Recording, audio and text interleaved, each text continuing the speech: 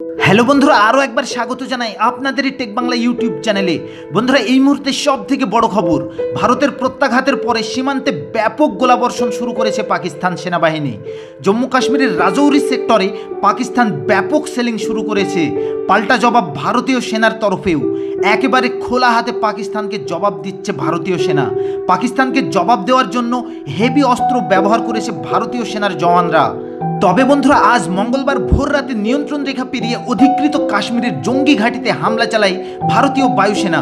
ভারতীয় যুদ্ধবিমান মিরাজ 2000-এর সাহায্যে এদিন ভোর 3:30 নাগাদ ওই হামলা চালানো হয়েছে বলে জানিয়েছে সংবাদ সংস্থা ANI। মুজফ্ফরবাদ সেক্টরের সকল জঙ্গি ঘাঁটি সম্পূর্ণ ধ্বংস করে দিয়ে আসে ভারতীয় বায়ুসেনা। মুড়িমুড়কির মতো 1000 পাউন্ডের বোমা বর্ষণ করা হয়েছে বলে জানিয়েছে সংবাদ সংস্থা ANI। আর এরপরেই রাজৌরি সেক্টরে ব্যাপক গোলাবর্ষণ শুরু করেছে পাকিস্তান সেনা। ভারতীয় সেনাবাহিনীর ছাউনি টার্গেট করে এই হামলা চালানো হয়। ঘটনাকে কেন্দ্র করে ব্যাপক উত্তেজনা তৈরি হয়েছে। অন্যদিকে যুদ্ধকালীন তৎপরতায় সীমান্ত সংলগ্ন এলাকা থেকে সাধারণ মানুষকে সরানোর কাজ শুরু করেছে। কারণ ভারতের প্রত্যাঘাতের পর পাকিস্তান চুপ করে বসে থাকবে না। আগামী দিনে গোলাবর্ষণের পরিমাণ আরও বাড়াবে বলে মনে করছে ভারতীয় সেনা। আর সেজন্য সব দিক থেকে তৈরি হচ্ছে ভারতীয় সেনা। তবে বন্ধুরা, এদিকে প্রায় যুদ্ধের দামামা বাজিয়ে দিল পাকিস্তান।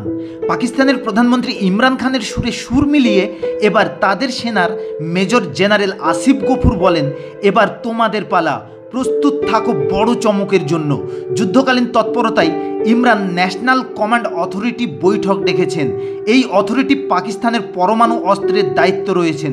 গফুর এই প্রসঙ্গে বলেছেন, আশা করি NC এর মানে জানা আছে, তবে ভারত এখনও এর জবাব দেয়নি। তাহলে কি বন্ধুরা পাকিস্তান পারমাণবিক হামলা করতে পারে? আপনাদের মতামত কমেন্টে জানাবেন। বন্দে মাতারাম, জয় হিন্দ, জয় ভারত। আর বন্ধুরা, আপনারা যারা দেশকে ভালোবাসেন তারা কমেন্টে গিয়ে লিখবেন জয় হিন্দ, জয় ভারত।